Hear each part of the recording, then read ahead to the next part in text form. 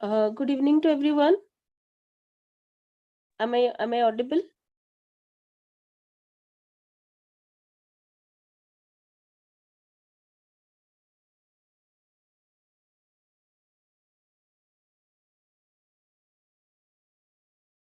Okay, thank you. So today the session is going to be started from right now, and it is my privilege to welcome Dr. Debavrata Das, who is currently working as the Vice President of MSPL Group. Is a diversified person. And also having more than 26 years of experience, you can say professional experience in the human resource management area. He's successfully and efficiently served many major private and public sector companies. On his credit, he's conducted so many, programs for NALCO, from ITC. He's connected with Tata Motors. He's connected with Tata Steel, with various programs and all. His background is he's actually an electrical engineer. Then did his PGDM from XIM Bhubaneswar. Got his PhD from Utkal University. Is on his credit, he is an excellent student, and he is a certified NLP trainer, life coach, career counselor, and he is passionate about all these things. He is mentoring students also. Sir, on behalf of TDC, on behalf of the small family of TDC, it is my pleasure to welcome you on this platform of SSDC class. This is called Soft Skill Development class, sir. And I will really feel very proud to introduce you in front of our small group of students. Sir, all these students are MBA students. Some are fresher, but maximum are working. And sir is going to deliver a lecture on job interview and all. Sir, I think we know each other through the WhatsApp chat and one call. Myself, Dr. Rashmi, I belongs to Department of Management. I'm a faculty over there. Sir, now the platform is yours. You can start, sir. Thank you, Dr. Rashmi, and all the students. A very good evening to all of you, and wish you all a very, very happy new year. Am I audible? Just to check. Yes, sir, you are audible. Actually, sir, we have muted the student. If you want, we can unmute. If you want, we still muted the student. Whatever you want, sir, please tell us so that let it be muted. When we start our QA, I think I have a session flow. So at the end, we have a QA. At that period of time, I request the students may be unmuted. Okay, sir. No issues, sir. So first of all, my thanks to DDC department for giving this opportunity to facilitate a session. The topic is very, very interesting, the basics of job interview, and I'm equally glad that you people have done MBA and many of you are on the job. So some of you have the experience of already facing the interview, but however, like all other things, interview is a process. As the world is evolving, the technology is changing from 1G, 2G, 3G, 5G, similarly in the industrial revolution, from industry 1.0, now we are at 4.0, and now in some of the abroad countries, we have started talking about 5.0, 6.0, 7.0, the evolutions are happening. The process of interview is also getting changed. So initially people feel that, I am somebody where I will be probed, I will be asked questions. But now the process of the interview, actually, the process is getting contemporary. It is a process of knowing each other well to decide the better fit. So to very frankly, to speak with all of you, the interview, basically it is a process of interaction with a process. However, it is very with a well-defined process. However, it is very important to know what is the purpose and objective of any interview. Why the interview actually is there in the recruitment selection process? What is its linkage to the recruitment selection process? Similarly, what exactly the recruiter wants whenever there is an interview is there, and when you are facing the interview, what is the basic expectation from the candidate? Does the candidate want anything from the employer? That is also important thing we need to check. So as I have said, there are different technological revolutions, there are different patterns, there are different structures, methodology of the interview has emerged. Particularly the COVID phases given us an opportunity to strengthen our virtual presence. Now I am addressing all of you in a virtual platform. Am I not audible? Hello, please confirm. Please confirm, am I audible or not? Hello. Okay, thank you. Thank you for the confirmation. So as the technology has evolved, similarly, the different patterns of the interview has evolved. Previously, we feel that interview means it is a physical interview. So there will be a call letter reaching to the candidate, and on a specific day, the candidate has to meet the interview panel. So now, prior to this physical interview, in most of the companies, the virtual interviews are being organized. And COVID, all the phases, first phase, second phase, has given us an opportunity to actually start our hiring process through virtual medium. So that has also taught a number of things. Another important interesting is the telephonic round of the interview. Most of the companies today, to save time and efforts, they are doing a preliminary screening through telephonic round. So the bigger thing as a candidate to ask, what are the best ways that I should prepare myself to actually be very successful in an interview? Arithmetically, if you speak, the probability is 50%. Either you may be selected or you may not be selected. But what is more important is that every interview will give you some learning experience. Probably if you reflect on the learning experience in the next interview, you will perform better. So with this context, let me share you a presentation.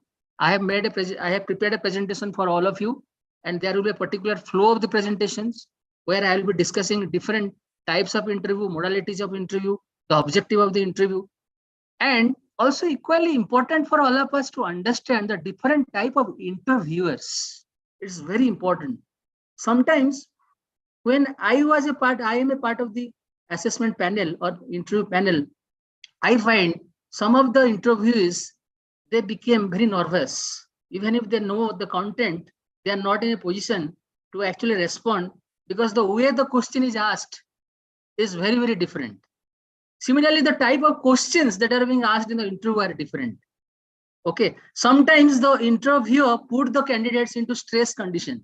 That is called a stress interview. So there are different types of questions are there in interview that also we'll be discussing one by one.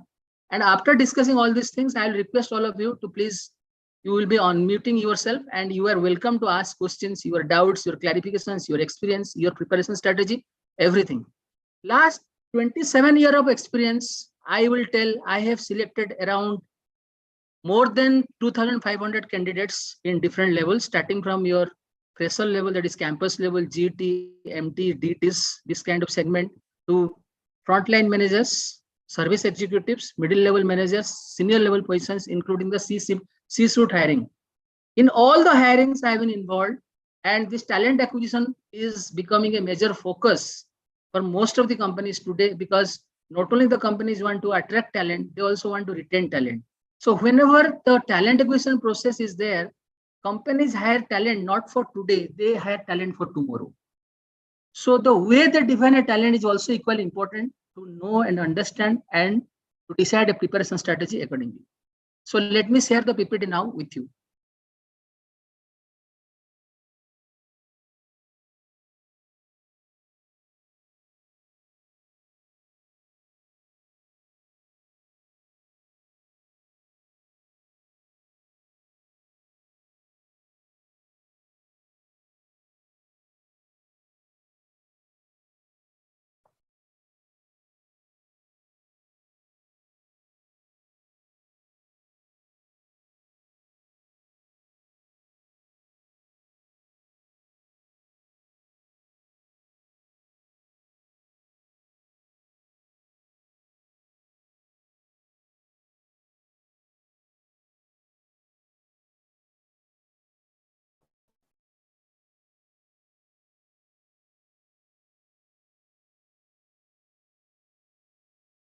Is the screen visible?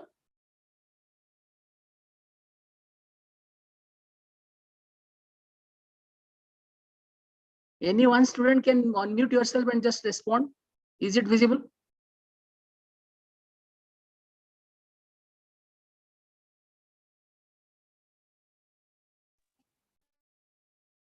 Is my screen visible?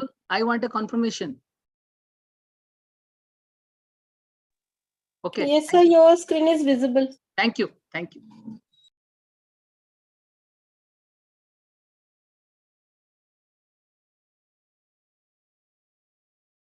Coming to the agenda for today, this is going to be a 2-hour session. First, I will be discussing about the objective of the interview.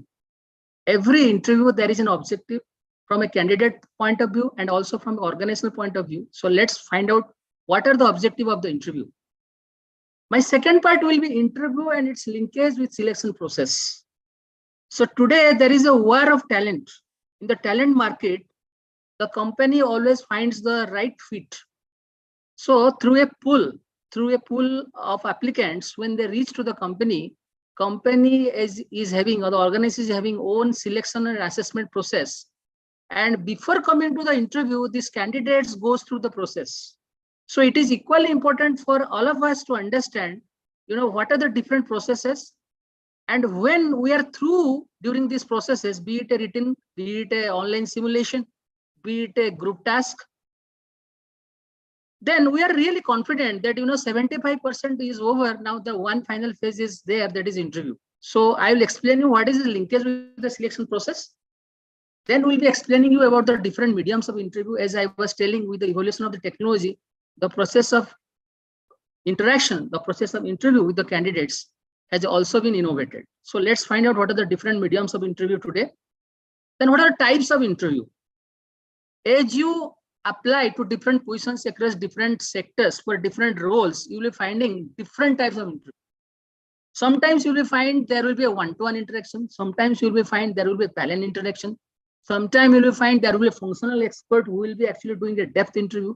Sometimes you will find there will be HR expert who will be doing a behavioral event interview with you to find out your behavioral strengths, your traits, your competencies, and also your area for improvements. So there are different type of interviews. It is very important to understand, and there are different phases of the interview also. Sometimes you can find there is a panel interview that is being done first, then there will be HR round, then there will be a final round. So it is equally important for all of us to actually have an understanding about the types of interview. Every interview is having a process. So therefore it is guided by a structure. So what is the structure of an interview? Once we have a clarity about the structure of the interview, then whenever we are preparing for an interview, it is easier for us to have a winning strategy. So we should be actually familiar with some of the common questions that is being asked during these different phases of the interview. So that I am going to also discuss. Questioning model, it is very interesting. If you actually look to the questions that are being asked in an interview, there are different types and formats of the questions.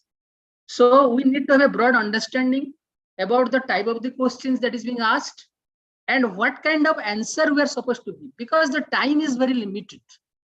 Most of the interviewers, they want crisp, short, smart answers from the interviews. So we have to be very, very specific in our response, looking to the type of the questions that is being asked. Okay, so we'll be discussing about the questioning model. And then the preparation of the interview. Suppose you are going to face any interview, what are the ways you should prepare? Equally important. And finally, I will be giving an opportunity for QA. Whatever doubts, clarification you have, you are welcome to unmute yourself and directly interact with me. And after this program also, I will welcome all of you. In case any doubt, any clarification you will need to have regarding your preparation of your resume, your interview, anything, you will be in touch with me. It will be my pleasure to guide all of you. I want you to succeed. I want you to be very successful and succeed in the corporate world or any job interview where you will be interviewing with the interviewers. So that is going to be my agenda for today. Coming to the first part, let's actually look at what exactly is the objective of any interview. So interview is nothing but it is, as I have told, it is a structured interactions between employee and employer to determine the degree of match between the candidate and the employer. What is the degree of the match? See, the employee is having certain expectations. Now you close your eyes, you think that you have applied for a job. Let's say it is a banking sector. Let's say it is a steel company. Let's say it is an IT company. So you might have heard many things about the company, right? From different sources. You will have many expectations, like expectation about a particular role, expectation about career, expectation about your growth, expectation about salary, all these things, expectation about the place of the posting. And also very, very softer factors today, the candidates are very, very particular, like, the flexible work hours, the flexible benefits, the total rewards, everything. This is the expectation basket of a candidate. This is equally applicable for an employer. When the employer hires the candidate, employers hires, according to the employer, they will hire the best among the available talent pool in the market. So to validate that best, they do a lot of calibrations, they do a lot of assessments. So the employer looks for a candidate who will be very smart, who will be having knowledge and competencies, having required attitudes, who can actually, deliver within a short span of time, who can quickly upgrade the skills, who will be also very, very flexible and take up different roles. And very important is that they will be in a position to retain the candidate on a long run. So stability orientation is one of the focus most of the employers today are looking for. Like the way I have explained, there is an expectation basket for employee. Similar is the expectation basket for the employer. So the question comes that what is the candidate is looking for? This is the first thing that employer actually gets, through different processes. How can the candidate help the company? This is another question. Again, the employer comes to the mind of the employer, that if I am selecting the candidate or if I am hiring the candidate, how basically the candidate can help the organization, how the strengths and the competencies are going to be leveraged. So it is the process of assessment to find out how the candidate will perform, how the candidate will fit with the organizations and the culture of the organizations. This is also equally important. So there is a concept we use that is called fit. I request all of you to please write this word fit. So it is a process of identifying the fit with the role, with the competencies, with the culture. It is very important. Culture. What is the culture? Culture is nothing but a collective behavior of group. So different organizations having different culture. Some are having agile company, they have got a different culture. Some are becoming very innovative company, so they have got a different cultures. Some believe exclusively on teamwork with agility, so their culture will be different. But most of the companies, they also believe one important thing, that is the value orientations. First is the value orientation. So there are different values, corporate values they prescribe. So they look for a candidate who can actually adhere to the values and deliver. So it is not only your knowledge, it is not only your skills, not only your attitude, the traditional model of KSA, it is also all about the culture. It is also all about the values. Now you look at a broader sense. What are the different things the companies are looking at the candidate? Like the way you are expecting something from the organization is expecting many things from the candidate. So it is a process of validation. During this process of interview, the organizations validate a number of things. Okay, so this is actually the objective of any interview process. As I have already said, it is a process of interactions to validate the competencies of the candidate as per the requirement. Now my questions comes, if you go to any good job site today, so there are different channels of recruitment the companies are following. You can find number of openings in the electronic media like Time Ascent, and job sites like Naukri, IMJobs, Sign.com, LinkedIn. If you go to these sites, you can find a number of openings. So openings are available in websites, openings are available in in print media, in websites. And also if you can visit the different companies' website from time to time, you can find a number of openings. So typically what they do, they actually post the job requirement. This is a condensed version of a JD, job description. Here, the experience, the education requirement, and common minimum deliverables about the role and the competencies are stipulated. That will give you a brief idea about the role, not the whole idea. Okay, so to get deep idea, I think the candidates need to do a deep research, that more idea about the role, they need to do a deep research that I am going to explain later on. However, this process, the interview process, in the interview process, the interviewer validates the competency of the candidate as per the requirement. Then to find out the right fit through objective assessment. So many companies, they follow the different process of assessment, okay, that we are going to describe. Before the candidates come for the interview, these assessments are already being done. Most of the companies, they are also doing the online profiling today to find out the individual interest, the motives, the strengths, the area of opportunities. Some of the most you rapidly used today, the profiling process is Thomas profiling. It's one of the online profiling that companies are using. Korn Ferry assessment, this is another technique the companies is used. 16 PFE, another behavior profiling the companies are using. This is done prior to the interview to understand more about the candidate, so that during the interview, the interviewers can probe a number of things based on this report. Interview is also a process to provide more clarity about the role and expectation. This is very important. So in some of the interviews, actually the interviewers give an opportunity to the candidate. Do you have any questions for us? So this is very, very important. And if you are getting similar questions in any interview panel, I think you should have the liberty or the freedom to ask many things about the role, about the expectations, about the business, about the growth. Okay, so that will provide you more clarity about the role and expectations. So similarly, the interviewer also asks a number of things about your career growth, about your short-term and long-term goal. What's your vision? What do you want to achieve? So it is from the both sides. Both sides can understand. Then what does the candidate want from the job? Okay, so that is a question that is to be clarified during this interview process. And what does the company need?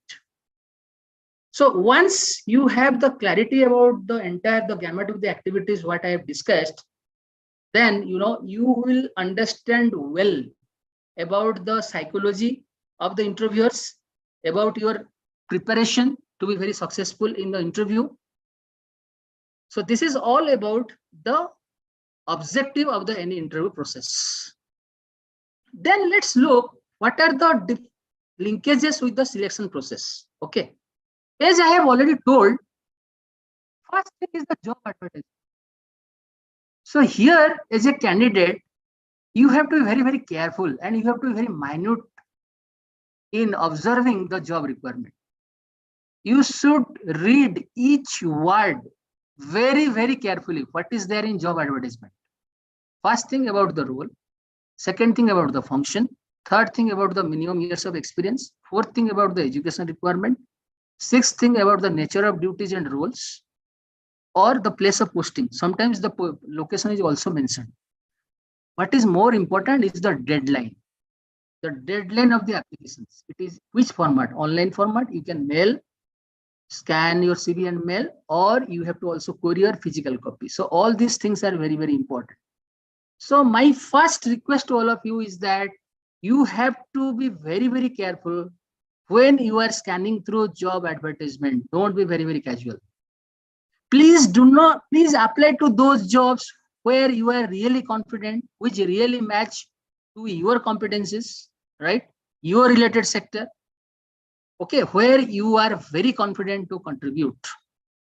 So there are some positions which are at a junior level. There are some positions which will be middle level. So here the experience and exposure counts. Okay. So once you apply, then the next process is that the employer gets a number of resumes. Okay.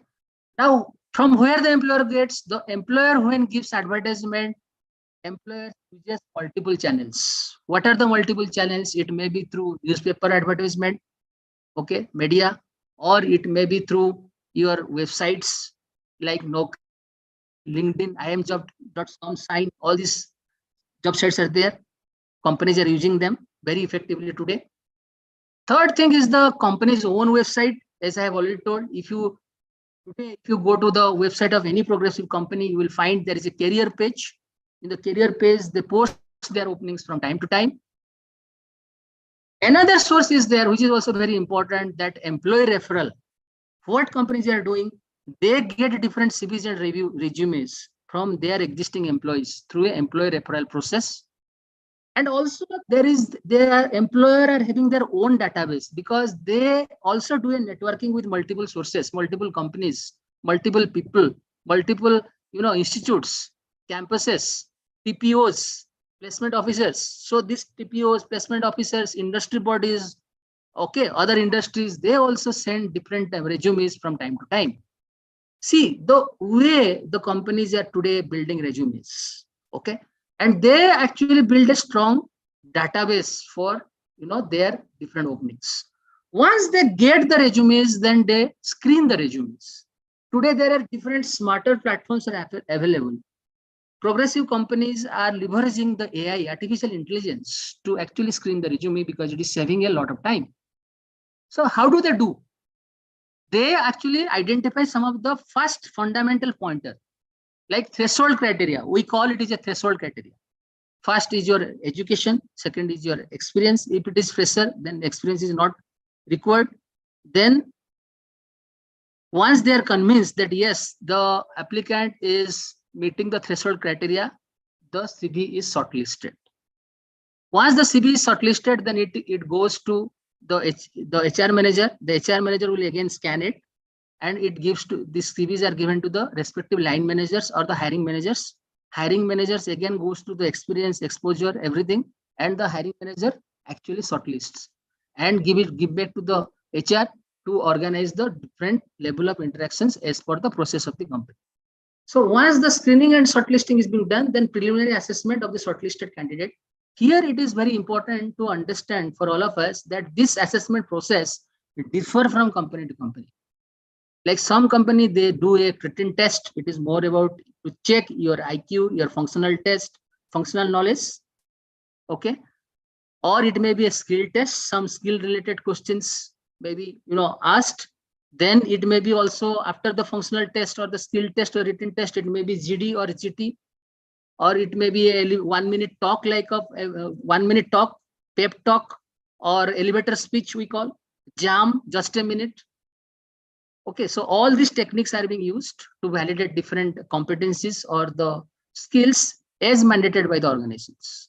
So once the candidate successfully qualifies all these rounds, then comes the process of interview, which is serial number 4, which I have indicated. Now my only point is that suppose you have clarified stage 2, you have cleared job 1, you have applied stage 1, you have applied 2, your candidature is screened, shortlisted. 3, you have qualified the assessment round. Now you have been invited for the interview round. So you should feel very confident. First of all, you should realize that you have qualified 3 phases, and then now there is a final phase you have to crack. So you have to build confidence first, before applying, before going to the interview panel, before meeting the interview panel. You should feel very confident. Okay, then interview will happen in single round, multiple rounds that we are going to discuss. And finally, as I have already said, arithmetically it is a 50-50 chance, but you should be emotionally, you should be very positive. There are positive triggers should be coming to you always before attending an interview, with a note that I have already finished 75% of the journey. 25% journey is left.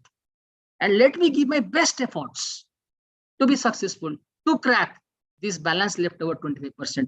Although arithmetically it is a 50-50 chance, but you have to program your mind like this to trigger positive thoughts before attending the interview. And once you are successful in the interview, then is the phase of selection. Here, the HR will have a direct discussions with you. HR will negotiate. In most of the for lateral hiring, HR will negotiate with you. Ask for your relevant documents, salary documents, all credentials related to your education experience. Then they will find out your expectation. They will find out their own norms, the market trends. Then they will give you offer. Once you give a acceptance, then they will declare a date of joining for you. You have to accept the offer and join. in the company. So this is the entire phases of your recruitment selection process and the linkage of the interview. So why I have to explain everything? I have explained everything to you because many times I find, even if the candidates, they know that they are very domain expert, the knowledge is very strong, their body language is not adequate when they enter. The body language is not proper when they enter the interview hall. They feel very nervous.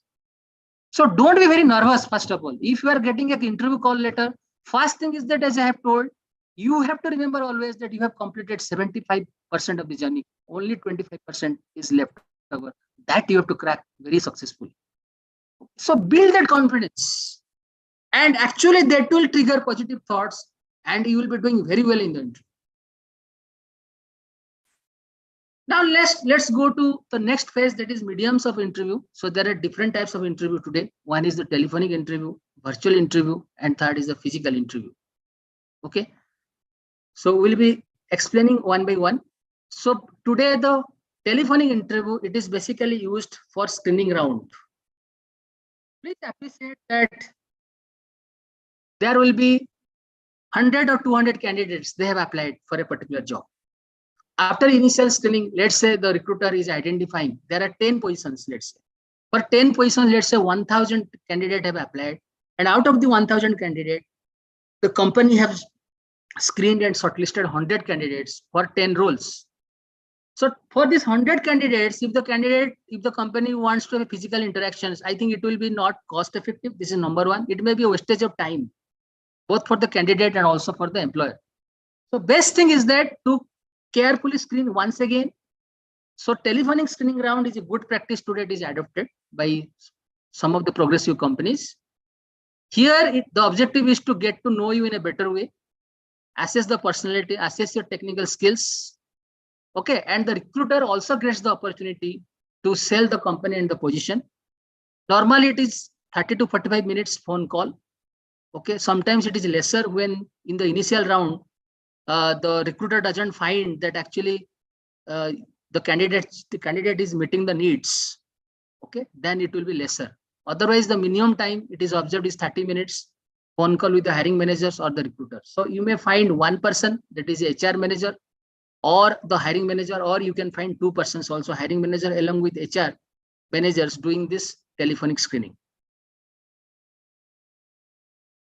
Then the next round may be a virtual round or a physical round. Okay, again, in this round, the attention is more towards validate your competencies. So technical questions, functional questions are being asked in the domain, in the particular role in which the company wants to hire the candidate. Like let's say the accounting, financial and accounting is the domain. So most of the questions will be from that domain related to accounting, taxation, indirect tax, direct tax, auditing. Let's say it is HR. So the questions will be more about the HR domain, like, organizational structure, organizational behavior, or your HR processes and systems like training and development, performance management. If some candidate is experienced, then it is related to the experience. The questions will be asked, what has been your exposure or experience in handling these HR processes? So that gives the opportunity to validate your skills for the particular positions. And also during these interactions, the interviewers assess your expectations and aspiration. During this particular round, that is the first round or the preliminary round of the panel interview we call, you have the opportunity to meet some of the members of the organizations, particularly they are the mid-level managers, okay, or the first-level managers. So this is most of the cases today, it is being done today virtually. In rare cases, it is also being done physically. When suppose the candidate is at Bhubaneswar and the company is also based at Bhubaneswar. So the company feels that it is better to call the candidate directly to the office because the candidate is a local candidate. But if the candidate is based out of Pune or candidate is based out of, let's say, Gurugram, so it is better to have a virtual interactions first to understand, little bit more about the candidate, do a preliminary assessment, then decide whether to call the candidate for the next round, physical round or not. Second round, it is more about taking a decision. So once you are through in the first round, right, the preliminary round, telephonic round is over, the first preliminary round is over. Now, second round is all about making a decisions. It is most of the times it is an on-site interviews. It is a physical interview. Also, this is being done physically with the intent that the candidate must understand, the nitty-gritties or some brief understanding about the organizations by physically coming to the office, by meeting some of the critical members of the team. Okay. And this second round, it also involves the higher level managers in the organizations. They also try to again sell the company and the positions. They also want to assess the fit with the team and the culture. So what is the difference between the first round and the second round? The first round, it is more about your domain. It is more about your functional test, very less about your other things like your interest, aspiration.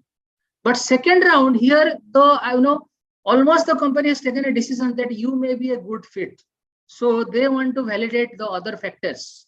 Like what is your long-term expectations, like what exactly you are expecting. Can you deliver, this number of assignments? So they again go for a depth interview and they can find out a number of things through a probing technique and make a decisions whether you are going to be a right fit or not.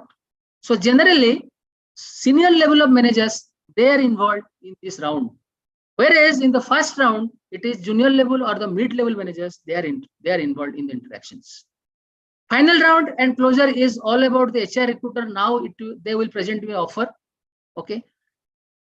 First there will be a verbal discussion. So during the verbal discussions, they will take all the data from you, as I have already told, all your credentials, and they may also do a background verification. It's very important. So never give any malified information or any false information to the recruiter.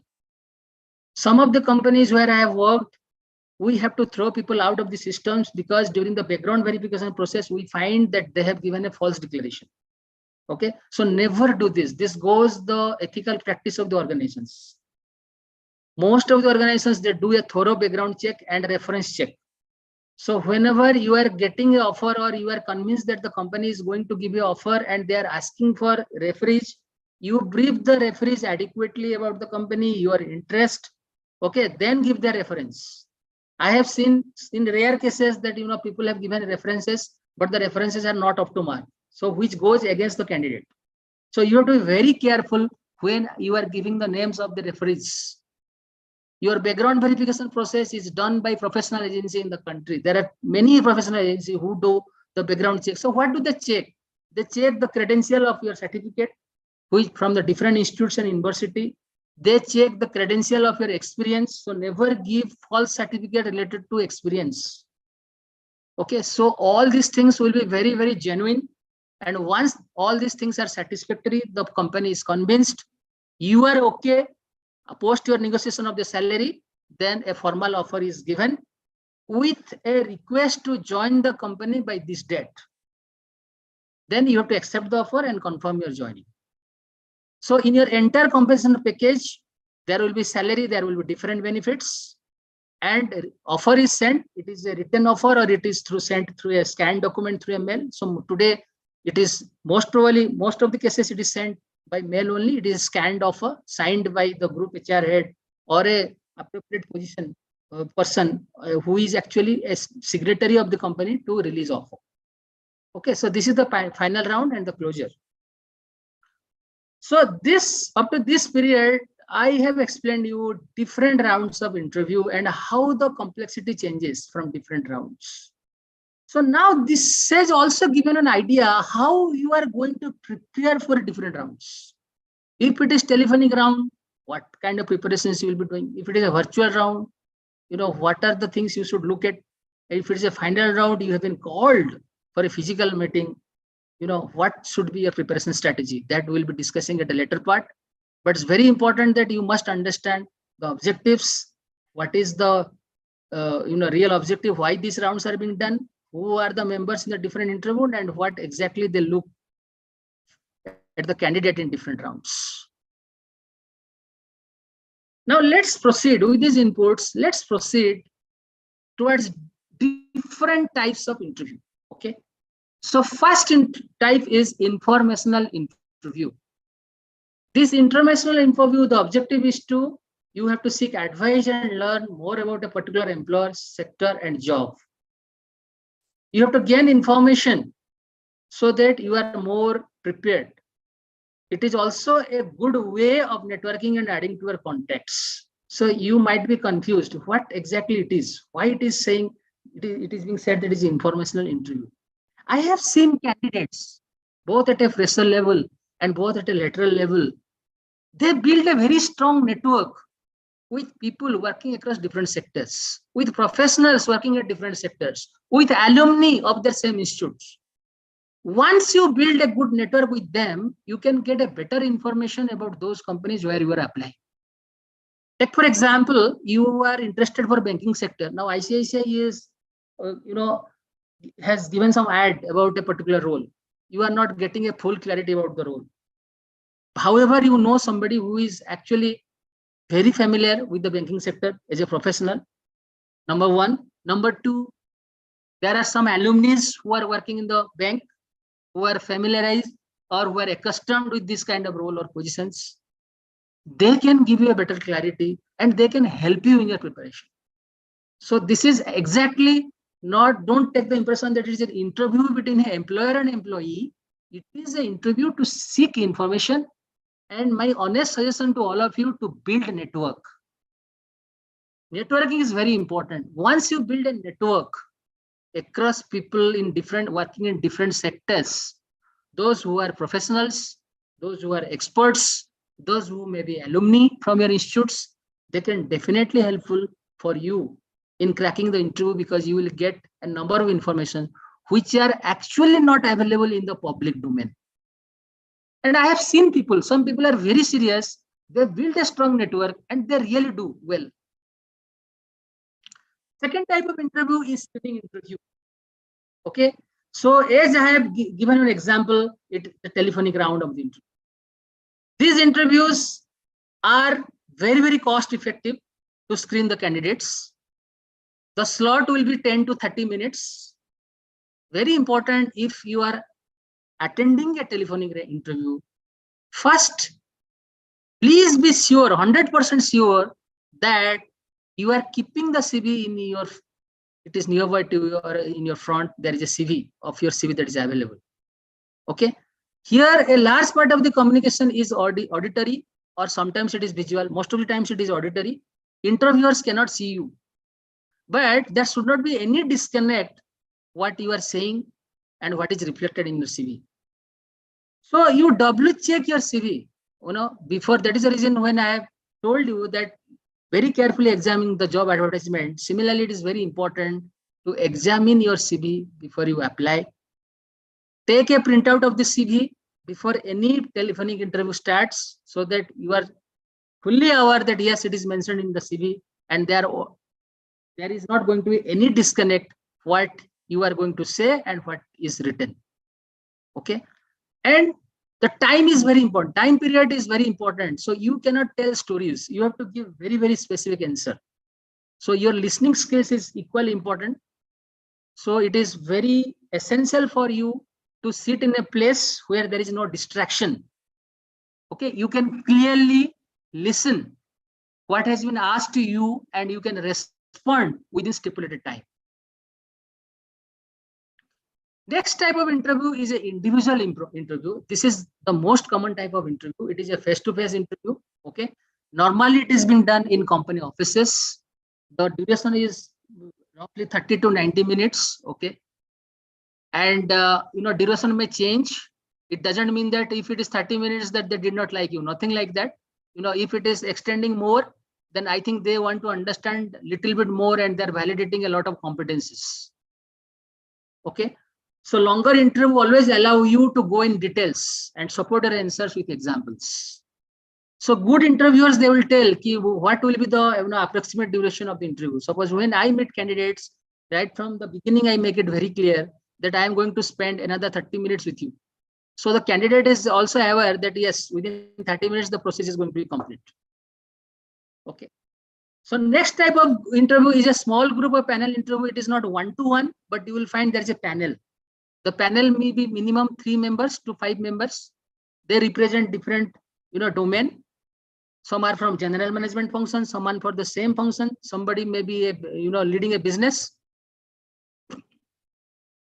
Okay.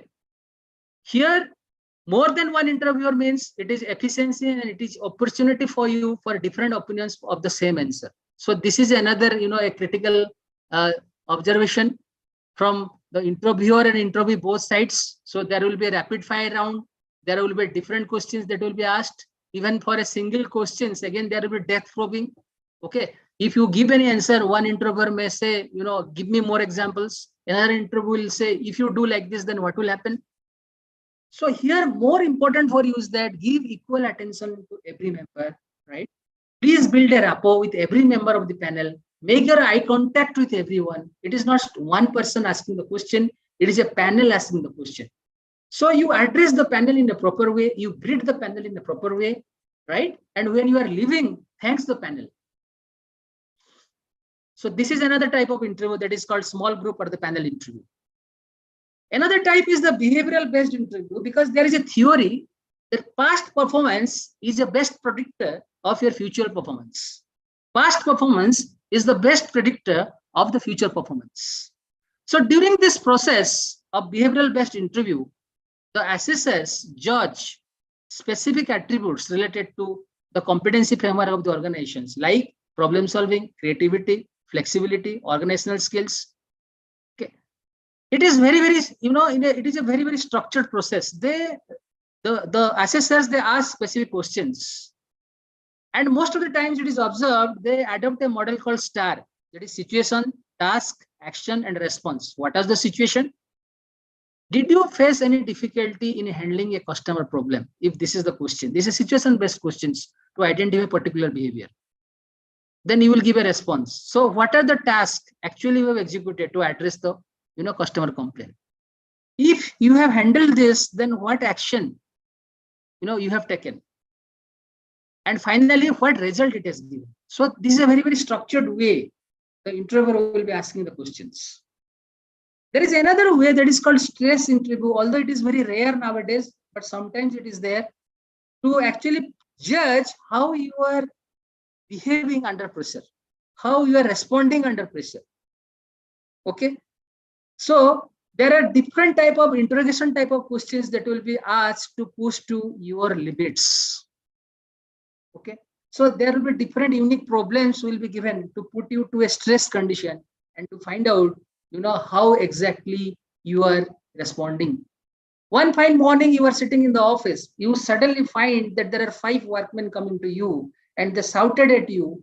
They said that the increment that you have given to them is not adequate, so they are not going to work and they are going for a strike. So if this is the situation, then immediately how you will handle? So they will actually, the assessors will find out how you are responding in a particular situation under pressure, under stress. So this is called a stress interview. Okay. So these are the different types of interviews. Summarize, it starts from individual interview. It starts from informational interview, where the candidate seeks information about a particular role, about a particular company from different sources. Then it is a screening interview, like telephonic round, whatever we discussed. It is a brief process, 10 to 30 minutes process, but it is very important, because once you are qualified in this round, then you can go to the next round. So you should be extremely careful while you are attending the telephonic interview or the screening interview. Then comes the individual interview. Here, your attention is only towards one particular person's. You should listen him carefully and respond. You have to give very brief and concise answers, because time period is very limited here. Then is the panel interview. Instead of one person, you can find multiple persons, 3 to 5. One questions can be interpreted and response. One response can be interpreted in different ways by 3 persons. Okay, and you have to listen to them, their views, and respond appropriately. Then is the behavioral based interview. So considering the behavioral competencies or the leadership competencies of the organization, the questions are tailor-made. And as I have said, the STAR methodology is situation, task, action, and result. This is being used in the behavioral based interview with the premise that your past performance in the similar situation is the best predictor of the future performance. So all the questions are related to your experience and exposure only. What you have handled, how you have handled, what result it is given. Simple. This is the process. Then is the type of interview that is called stress interview, where the interviewers judge how you are behaving, how you are responding under pressure by giving you a particular scenario or a situation. So this is all about the types of the interview. Then let's discuss about the structure of the interview. Before I proceed, I want to just take a break here, and I want to ask, do you have any questions? Please unmute yourself and ask. Then we can proceed. Any questions, anybody? I'll prefer if you can directly ask instead of typing. Or if you are okay, then I can proceed. At the end, I can take questions.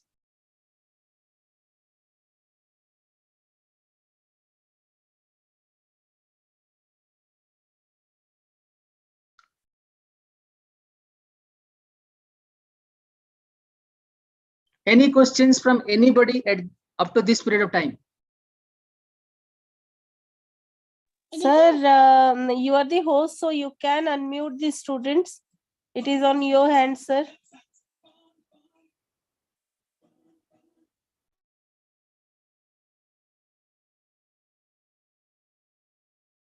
Okay.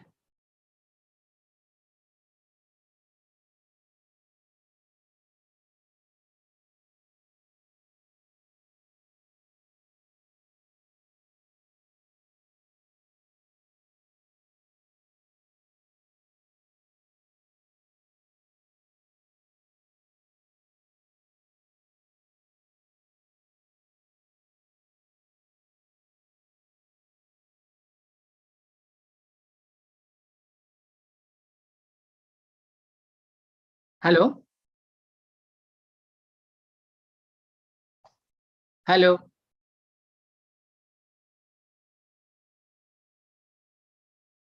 Hello.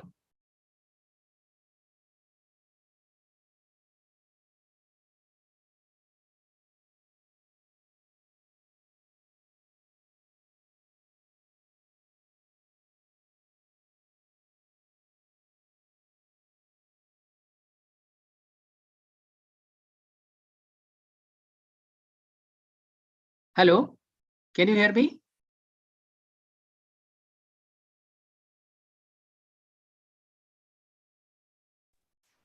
Yes, sir. Continue, please. Yes, sir.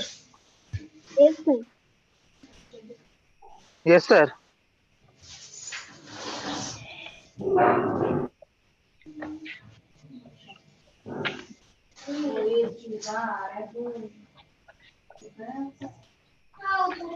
Yes, I have a question, sir.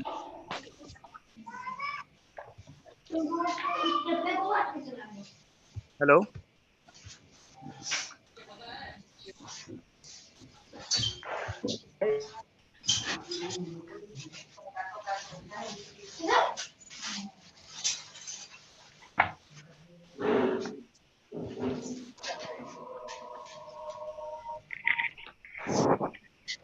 Yes, sir. Please continue.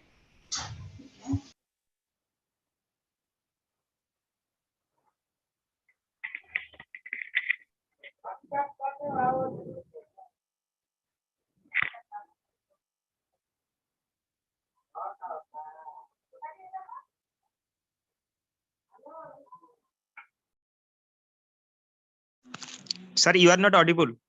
Okay, I'm doing that. Am I audible now? Yes, sir. Okay. Yes, sir. Yes, sir. Okay. Sir, I have a question, sir. Please go ahead. I am waiting for the question. Please. Sir, it's about the rapid fire round. Yeah.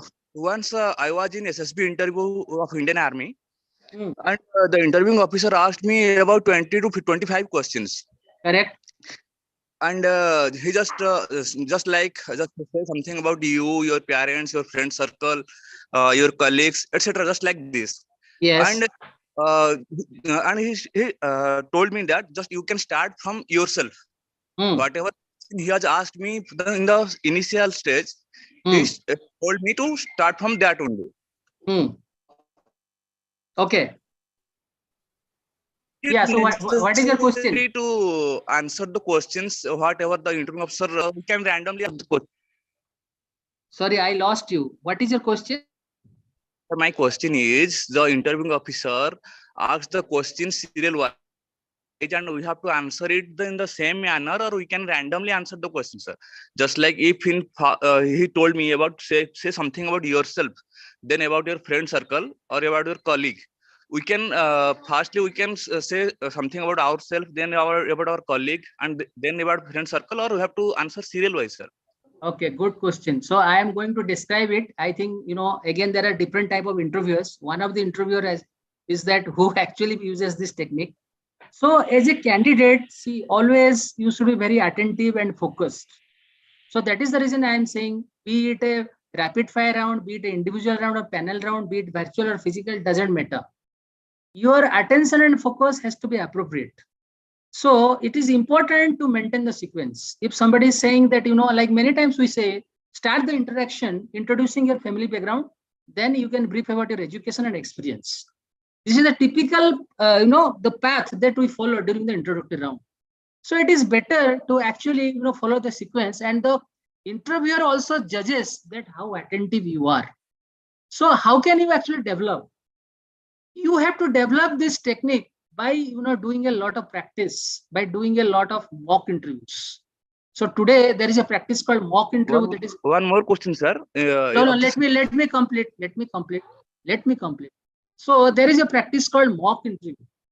So once you are attending a mock interview, what will happen? There will be assessors, or there will be mock assessment, and then you can get a feedback. Suppose you are the candidate and I am the interviewer, I am doing a mock interview.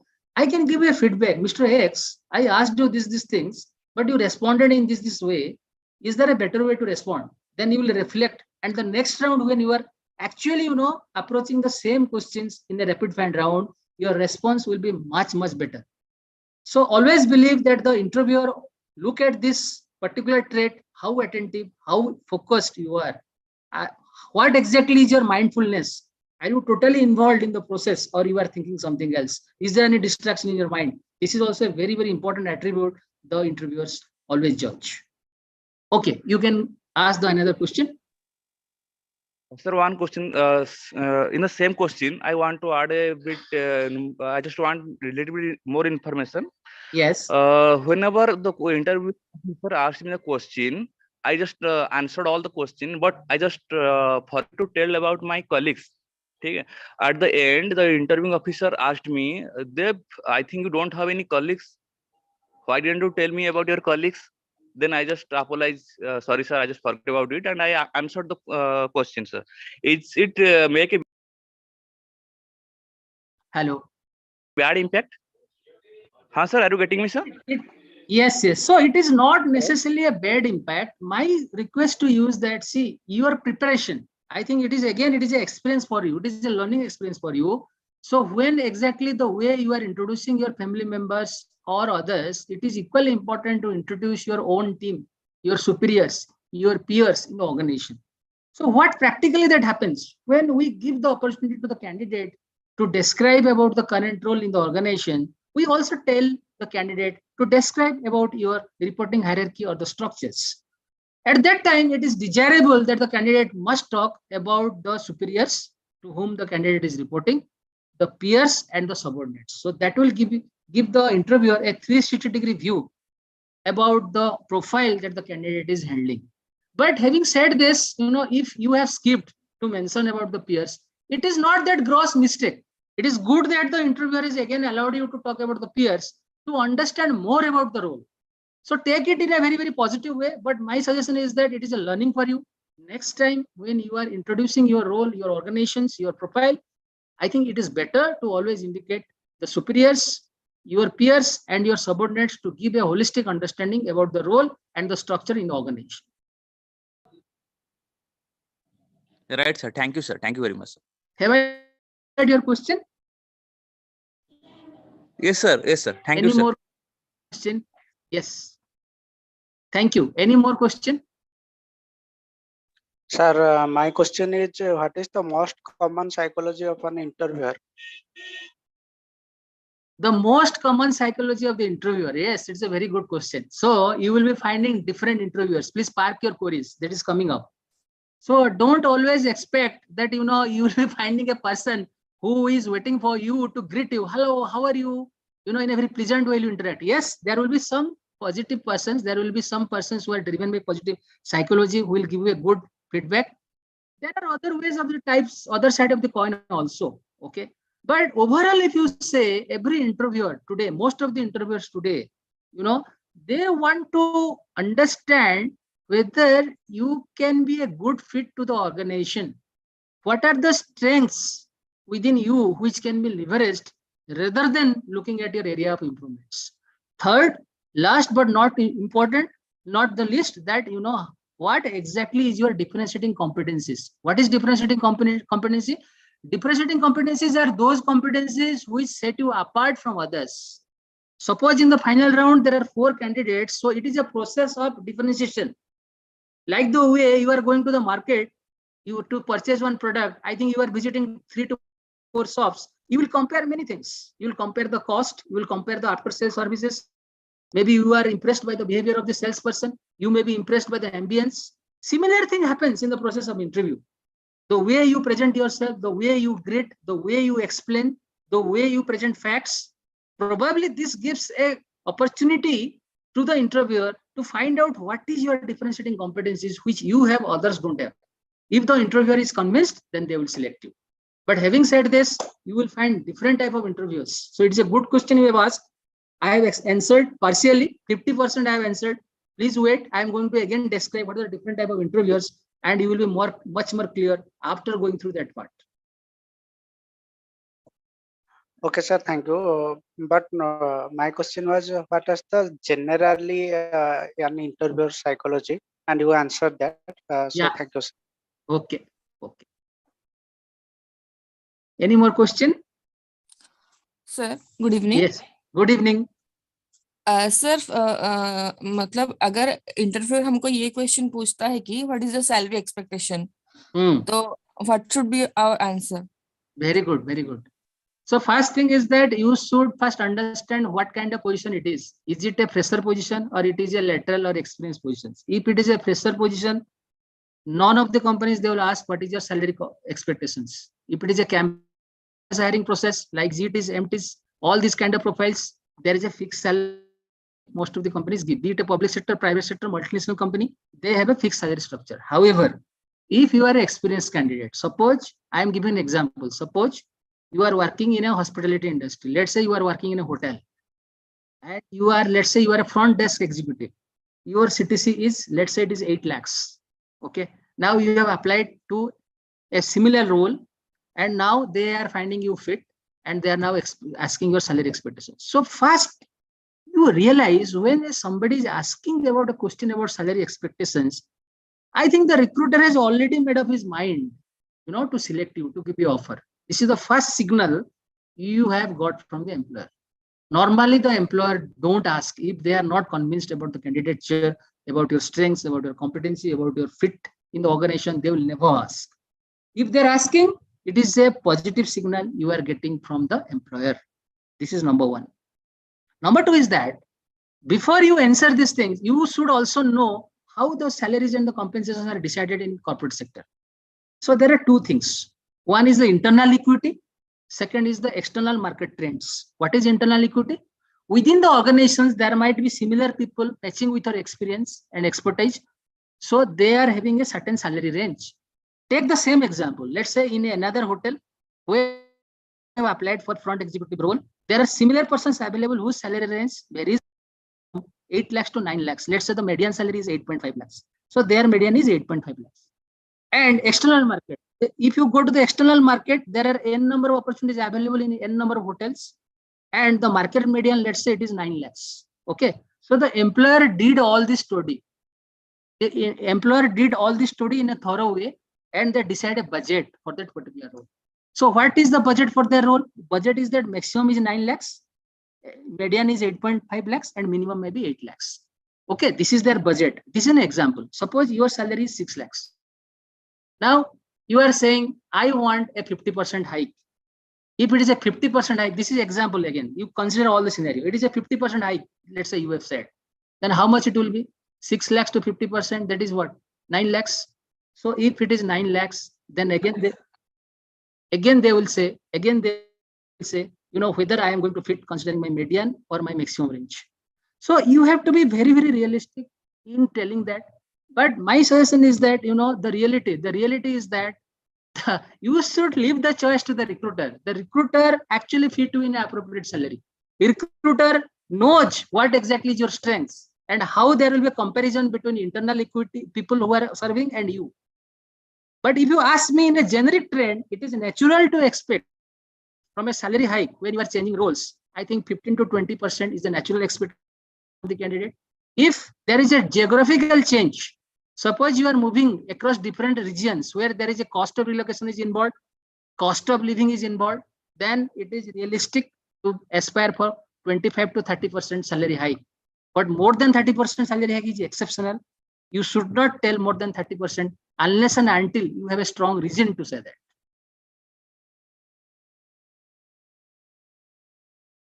Have I answered your question? Yes, sir. Thank you, sir. Yes, sir. Good evening. Subrat Kumar this side. Yes, Subrat Kumar this side.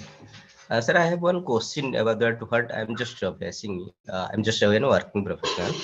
I just wanted to know that if there is a, as you know, we are just doing a distance MBA, and if I am a candidate, I'm going to an interview, and there was some regular MBA candidate, and I have more experience as comparability that guys.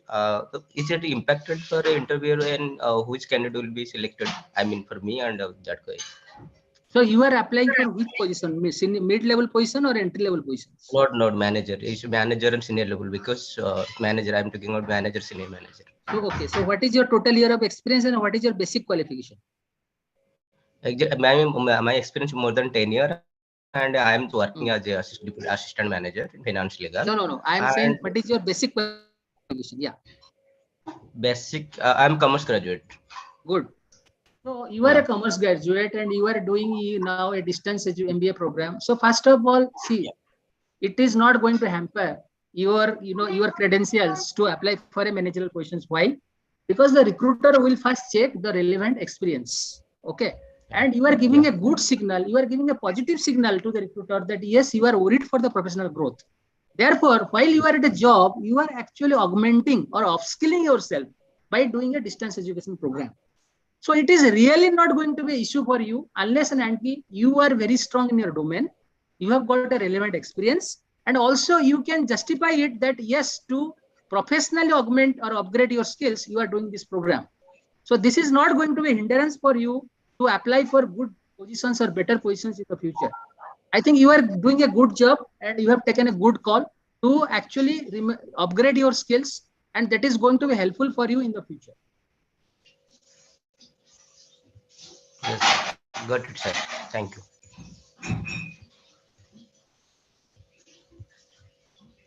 Any more question? No, sir. From my end, there is no question. Thank you. Yeah. Thank you. Thank you.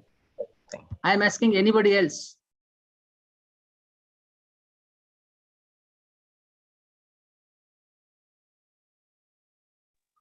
If there is no question, should I proceed? Hello. Yeah, please. Sir good evening sir, Sushri here. Good evening. Sir ये मैं पूछना चाहती हूँ sir, मुझे काफी बार पूछा गया है कि आप 2-3 साल में हर रोज मतलब जॉब चेंज करते हो, तो उसी हिसाब से मैं क्या अप्रोप्रिएट आंसर दूं, थोड़ा बता सकते हैं, थोड़ा गाइड कर सकते हैं?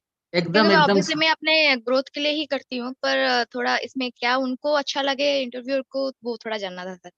नहीं, ये तो एक कॉमन चीज है, ये ना आजकल बहुत इंपॉर्टेंट क्वेश्चन हो गया, एंड हम लोग जब भी जाते हैं ना इंटरव्यू में, the stability orientation of the candidate, as I have told, yes sir, ये हम लोग चेक करते हैं, but your answer should be a very very genuine answer. Okay, आप जो बोला कि 2 से 3 साल के लिए ग्रोथ के लिए मैं चेंज करता हूँ, so next question comes that what is your growth plan, what is your aspiration, what is your short term goal, what is your long term goal, what are the actually the opportunities you are looking at. If you can give a convincing answer to the recruiter, then probably it is not an issue. They will definitely select you. But don't give them the impression that you are experimenting. You are not clear. You are not clear about your long-term goal, or you are not clear about the long-term vision. Take for example, अगर आप ऐसे answer देंगे कि sir 1-2 साल काम किया, मैं जो देखा, मेरे को जो काम जो आया मेरे पास वो सब ट्रांजेक्शनल था, ज्यादा सीखने के लिए कुछ नहीं था, मेरे को ना सीखने के लिए I want to learn, I want to grow, I want to learn this particular things. Then I explored in which segment, which area, which company I can learn, I can find this company. There I have worked for this many years and I have learned this. And then there is a saturation comes now in this current company. It is an excellent opportunity to learn and grow. However, again, there are certain limitations. Therefore, when I look at your job advertisement, I find probably these are the things you are offering, which has attracted me to apply. See the twist I have made here. So you have to actually twist it in an appropriate way, and your logic and rationale should be appealing to the interviewers. They should be convinced with your answer. It is not leading to them towards a confusion that you are not a stable candidate, but you should actually compel them to think that yes, your aspiration is quite different and you are a person who is having a growth mindset. Then that will be helpful for you. Correct, sir. Okay. Thank you, sir. Thank you so much. Welcome. Good evening, sir. Good evening. This is Shrikant this side, sir. Yes, Shrikant. Once I take being a HR, I'm a HR in a company, finance company. I'm taking an interview, and just Srishti, maybe Srishti, some asking you this question, and the question staff is answering me. The company will hire me, always hire me. So why should the problem? If this answer is right or wrong? Srikant, your voice is breaking. In between, I lost. Sorry, you. sir. Can you please repeat? I'm asking this type of question to in the interview panel, but the candidate is answered me that which type of question? Can you please repeat? Which type of question? Related to Srishti sorry अभी जो सृष्टि जो question कर रही थी उसी question को related करके मैं क्वेश्चन किया था, तो वो बंदा मुझे आंसर दिया था कि नहीं, कंपनी मुझे हायर भी तो कर रहा है कि अगर मैं छोड़ भी रहा हूँ कंपनी तो कंपनी मुझे हायर भी कर रहा है, तो ये क्या सही आंसर है एक कैंडिडेट की तरफ से? मुझे सही से रिलेटेड नहीं कर पा रहा हूँ. You can not reach out to conclusion ये सही है कि गलत है. आपको देखना पड़ेगा कि your company, suppose you are working in a finance company and suppose you are hiring that person and you are finding that aspiration of the candidate is very high. For that, there is a high risk of taking this candidate within 6 months, 1 year or 2 years, the candidate may leave. So it is not about the candidate what he is telling. As an interviewer, now you are asking a question from an interviewer point of view. It's a good question. So from an interviewer point of view, you have to be very, very logical and rational in your approach, because you know the challenges, you know the nuances, you know the issues of your particular company where you are representing the HR function. Yes, sir. So you have to think, suppose with this mindset, I am hiring this company, and let's say the candidate, and let's say after a short time period, the candidate is leaving, what impact it will give to my organization. So you have to give a you have to make a very, very rational call. In most of the candidates, if I am in most of the places, if I am in your place, I need to take a very, very judicious decision, whether I need to select the candidate or I need to reject the candidate. So candidate can tell a number of things, but interviewer has to take a very, very rational decision. If you feel that, yes, you have plenty of talent pipeline ready to replace this manpower if the person is leaving, and the manpower and the candidate is really good, he is having the depth, or she is having the depth, she is having the expertise, she can contribute, no issue in taking the candidate. But if you feel that it will create a turbulence within your organization and it will give a wrong signal to the entire organization, please don't hire. Okay, thank you, sir.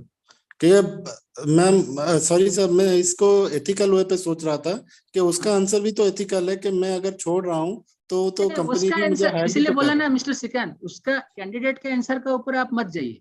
Candidate is free to give you any answer. Free. Candidate is a candidate. Okay, he is welcome to give any answer, but from a recruiter point of view, you have to take a judicious and rational call.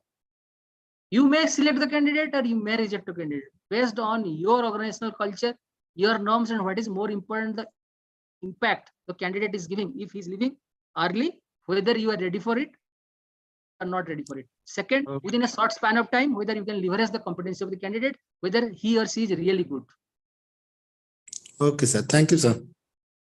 Welcome. Sir, I want to know from the interviewer point of view, that what our interviewer expect from us when he asks what are your weakness and strength. Good answer. Good answer. So here, what I have seen, based on my practical experience, sometimes the candidates, they adopt a very wrong methodology. Like in their CV, they mention n number of things as their strengths. I think this is a blunder they create. My honest submission to all of you is that, the pointer that you are providing to the recruiter, first pointer is your CV or your resume. Please prepare it in a very, very appropriate way. Please be very honest, and your CV has to be your CV.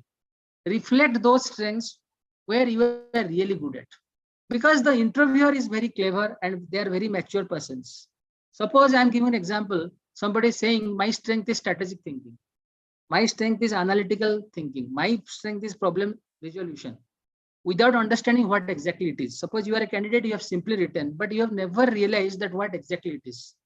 Then they will do a depth probing to find out. They will say, okay, give me an example, where you solved a problem, what approach you have done, like the START methodology which I have discussed. Same thing they have done, where you may fail it. So please be honest, first of all, when you are highlighting the strengths. Area of improvements is never highlighted in the CV, but area of improvements or weaknesses is asked during the interview. Again, here be honest. So, but here you have to articulate the negative things in a positive way. Like I can give an example. So normally I will say ki my area of improvements or my area of weakness, I am a task oriented person. I always prefer to complete all the tasks within the stipulated time. But sometimes I lose the patience when it gets delayed because some of my team members, they fail to do it in a desired way as per my expectation, organization expectations. I lose patience. I spend extra hours during my office. I spend extra hours beyond duty to complete the task, which impacts my work-life balance. So what I have done, I have projected the negative things or negative experience in a very, very positive way. Okay. So you have to actually, project your area of improvements or weakness in a similar way. Suppose you will say, my area of improvements is, sir, I am not a good communicator. So you are gone. If you project like this, I am not a good, my listening skills, I am not a good listener. So, you are rejecting your own candidates by giving such reply, such straight reply, to the recruiter when the area of weakness has been asked. So to summarize, area of strengths, you have to be very straight, you have to be very honest, okay? But area of weakness, you have to be very, very diplomatic. You have to project that negative experience in a very, very positive way, like the example I have given. Have I answered? Thank you, sir. Very perfectly. Welcome, welcome. Sir, my question is opposite one which one previously they asked. Like I am working in a company last 11 years. So now they wish to ask like why such a long time you are working in a company. So what will be the best answer for that? Good. So see, when this question is asked to you, don't first take the impression is that they are taking it in a very negative way. No, recruiters is not taking it in a negative way. Recruiter needs to understand, number one, how your strong alignment with the company, what has actually attracted you to stay long. So they are asking for some pointers from you. Maybe you can tell, sir, I have been, groomed well in the company. Over the years, I have been rated well. This is number one. The kind of knowledge, the kind of exposure I have gained is enormous, is phenomenal. The culture is truly, collaborative. So this has actually made me to stay for a long time. But after serving for 8 to 9 years, now I feel that I must go to the next phase of my career. Then in the next phase of my career, my aspirations are a little bit different, where I am looking for these changes, particularly to lead a team or to manage a team, to handle this responsibility. So you project the things in a very positive way about the current company, which the recruiter wants to know. And at the same time, you also tell what is exactly your next step of move or what is your aspiration for which you are here today and you are attending the interview.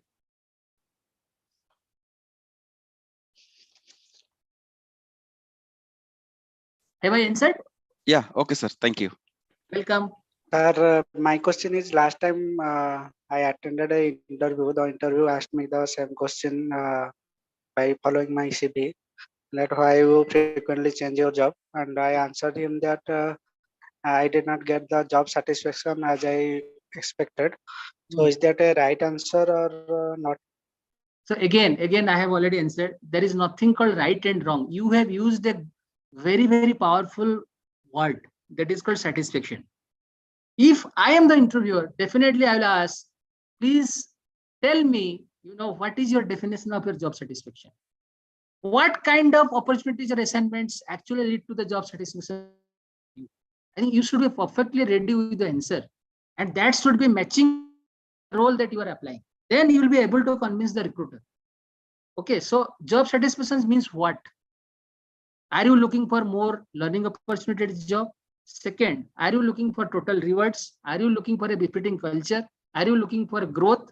Are you looking for right compensation with growth? Are you looking for work-life balance? There are 9 number of things today. So when you say job satisfaction, you should have your own definition of the job satisfaction and link it to the role that you are applying today and you are facing the interview. Then you will definitely crack the interview. Okay, thank you, sir.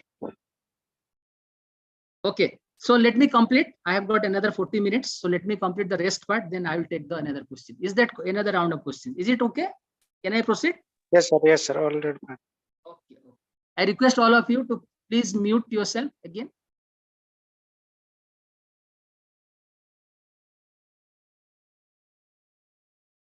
Okay, now let's discuss about the structure of the interview. So I'm happy that most of you have shared your experience. You have already attended the interview. Okay.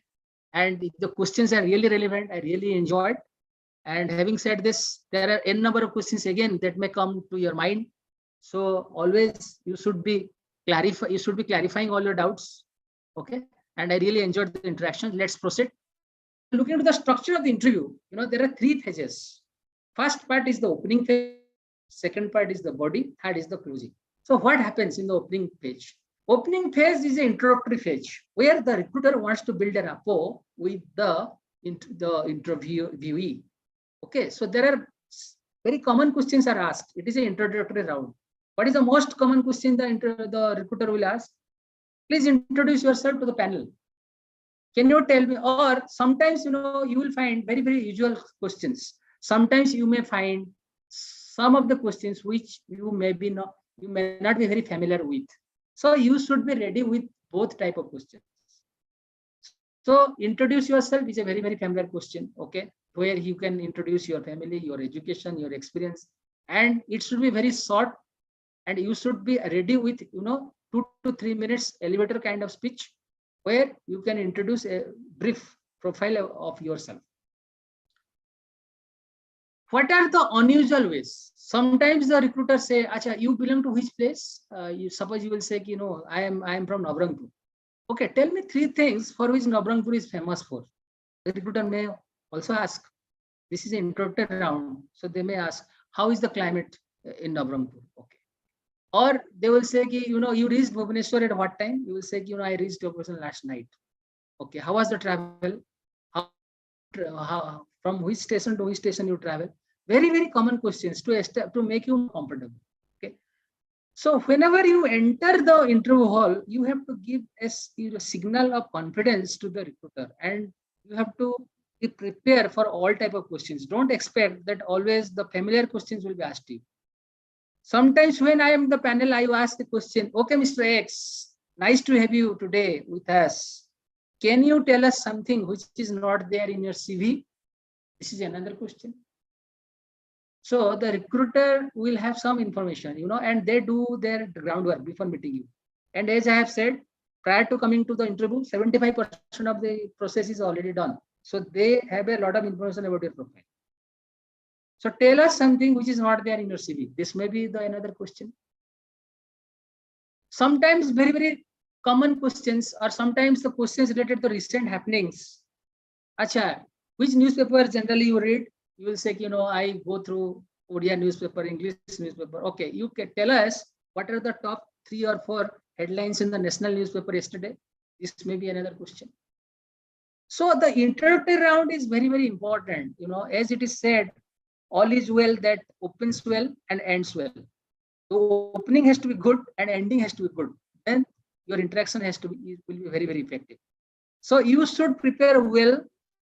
You should greet first, you should knock, you should enter, After you are being permitted, you give a smile, you maintain a positive eye contact to all the members, greet them, listen to the questions carefully and respond, give short answer. Okay. So this is all about the opening round. In the opening round, if you are nervous, if you are shy, I think this gives a very, very negative impact. Similarly, another solution is that you reach the interview venue, okay, at least before 20 to 30 minutes. Don't be in a rush to reach the venue at the last moment. Before going to the interview hall, go to the washroom, have a look at your face. Okay. Please look at your hairstyle, look at your face, and if there is something you can do to make it better, please take that corrective actions immediately. Your personality is equally important and you should greet the panel properly. Okay, so this is also equally important. So this is all about the opening page. Then is the core part of the interview that we call the body part. Here is the process of probing. Here is the process of depth interview. So here the expert panel members, they ask details about your exposure, experience, your interest and aspiration. So as I have already explained, this may happen one-to-one, it may happen through a panel, it may happen in one round, or it may happen in the multiple rounds, 1 round, 2 rounds, 3 rounds. It may be a technical round, it may be HR round, but this is the core part of the interview. So you should also equally be ready with the kind of questions you will be getting. Can you hear me? Is there any disturbance in the audio or is it okay? Can you hear me? Yes, sir. Yes, sir. Yes, sir. This is the most important part of the interview. Here, the recruiter will pay attention to you. They hear each word what you have spoken. Some of the recruiters take a note. Some of the recruiters, they follow a competency matrix. So based on the competency, they ask different questions. So they will give you a rating based on your response. Last part is the closing part. So this is a phase of wrap up. It is a phase of Thanksgiving. And also in some of the interview, here you will find the recruiters or the panel members, they are giving you the opportunity to ask you a question. Is there any query from you? Is there anything that you want to clarify? So it is a great opportunity for you to ask a powerful and meaningful question to a recruiter, which may actually impress them or which may actually, enhance your opportunity of getting selected. So what kind of question you should ask? You should show interest about your role. So any clarity about the role you should ask. Any clarity about the organization, about the business plan, growth, expansion plan. Okay.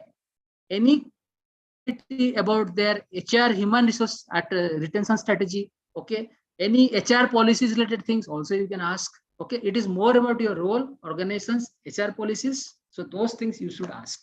So these are the 3 phases of the interview, and core part is the body, where you will be getting different questions from different interviewers. Opening is to build the rapport, and closing part is a Thanksgiving. And just, then it is the conclusion of the interview. There is a Thanksgiving from either side, interviewer to interview, interview to interview, and then you will, come out from the interview hall. So this is the structure of the interview.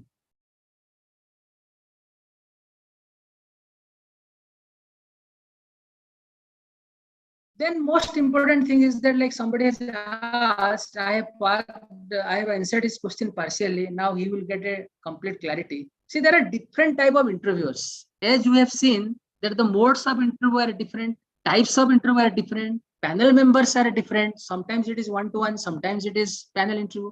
Most interestingly, there are different type of interviewers also. As research indicates, there are 5 broad categories of interviewers. One category we call them buddy. Another category is called inquisitor. Third category is called laser beam. Fourth is called shotgun. And last is called silver bullet. Let's go through each of these styles of the interviewer. And once we understand that this is the style of the interviewer, I think it is better for us than to, prepare a right strategy to face such kind of interviewers. You cannot avoid this type of interviewers. You will find them. And those who have already attended the interview, when I will give the examples now, they can easily correlate to what I am saying or what I am going to say. first type is known as the buddy. So buddy is the most preferred interviewers. They always smile. Sometimes they play joke. They always tells you to relax. How was the journey? When did you come? Trust all well. How is everything in your native place? It's good to have you today. With a smile, they respond. Okay. So they are the most ideal interviewers, and all interviewees, all candidates, they like to have buddies always, but that's not the reality. There are other styles as well. Another style is the inquisitor. They are very, very serious. You cannot find smile on their face. Okay. They will fire questions about your experience. And sometimes they believe on the process of stress interview, because they always find that by doing a stress interview, the candidate hidden qualities will be revealed.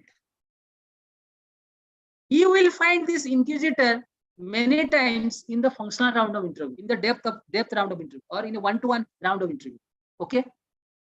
But please remember that inquisitor may be your best advocate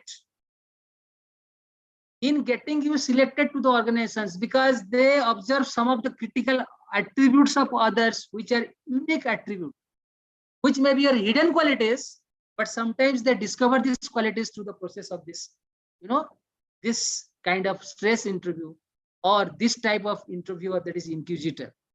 Okay, so this is another type of interviewer. You will never show them, you never find them smiling. They are very, very serious, and they will actually, ask tough questions, very, very tough questions about your experience. Next type is laser beam. Laser beam interviewer is those interviewer who focuses only one topic, only one topic. Suppose you are applying for a sales job, so they will ask about your sales plan, how you are actually, doing the sales plan.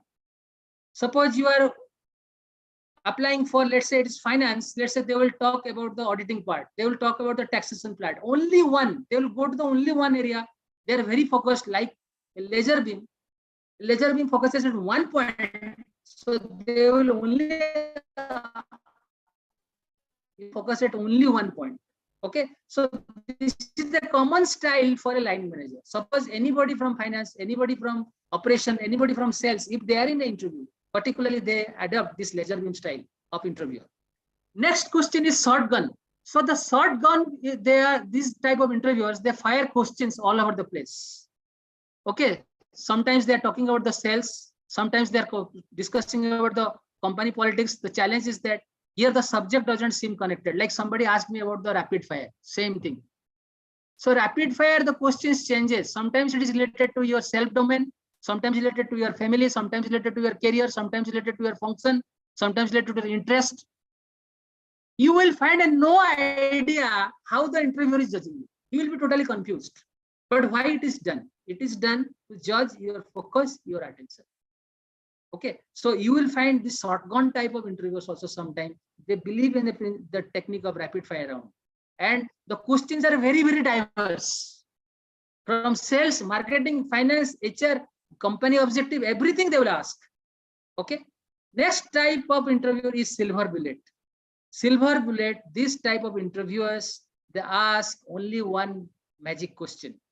And believe me, this magic response of the magic questions can be a crucial deal maker or breaker. Particularly at the final round of interview, when you will find very senior level persons in the interview panel, they adopt this style of silver bullet. They don't ask any number of things, because they believe that the candidate has already undergone the process of screening, the process of panel interview. So they identify one or two critical areas, prepare their questions, one magic questions they ask, and that magic response determine whether you are right for the job or not. Now you close your eyes, those who have attended the interview, whatever I have said, you will find sometimes you might have faced the buddy, most of the times you might have faced the inquisitor, and the final round, you might be finding a person as silver bullet. And shotgun type is very, very rare, but as my friend has told, in some of the selection process like army and other processes, you will find the shotgun interviewers. Laser beam is very common. If you find somebody from the same domain, his or her style of interviewing will just like a laser beam. Okay, so this is all about the types of interviewers. Now let's discuss about the questioning model. Again, the interviewers, they follow a typical model of questioning. There are different type of questions they ask during the interview process. Let's see what are the different type of questions. Generally, there is a model that is called a funnel model. Okay, you look to the slide, there is a funnel I have depicted. Okay, so it starts from open-ended questions, then probing questions, then closed-ended questions.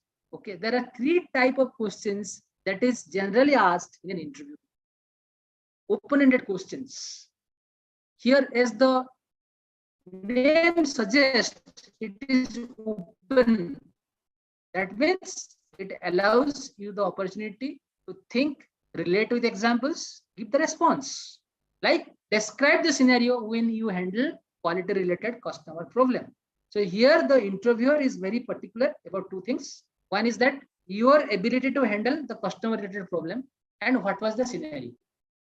So you have to give your response accordingly. Now, from your response, the interviewer gets pointer to probe deeper into it. Okay, like a funnel when any liquid passes. So there is a filtration that happens. Okay, and finally, through a process of validation, the entire process is filtered and the filtered information reaches to the interviewer. Similar thing is being done during the interview. So once from an open-ended question, the interviewer gets a response from the candidate, they get a number of pointers for further probing. So next style of questioning model is probing questions. Here they ask, what methodology used to resolve these problems? Please explain. So you will say, I faced this type of problem. This was the scenario. So you have given the reply. Then they will ask, yes, gentlemen, thank you very much. Now you will tell us what methodology you used to resolve these problems. So you have to give the examples of the problem. Why they are asking? They are gauging actually you have handled or not. This is number one, they're validating.